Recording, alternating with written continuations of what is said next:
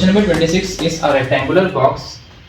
एक rectangular box है, मतलब कि वो एक क्यूबॉइड की शेप में है, ठीक है। उसकी हमें लेंथ दे रखी है कितनी, 12 सेंटीमीटर, ब्रेथ दे रखी है 8 सेंटीमीटर, और जो हाइट है वो कितनी दे रखी है, 6 सेंटीमीटर। हमें क्या निकालना है इसका वॉल्यूम। तो वॉल्यूम क्या होता है क्यूबॉइड का, length into breadth into height.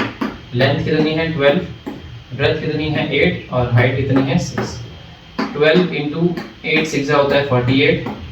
48 में जब आप 12 से मल्टीप्लाई करोगे तो आएगा 576, और यहाँ पे सेंटीमीटर क्यूब, क्योंकि हमने क्या निकाला इसका वॉल्यूम निकाला।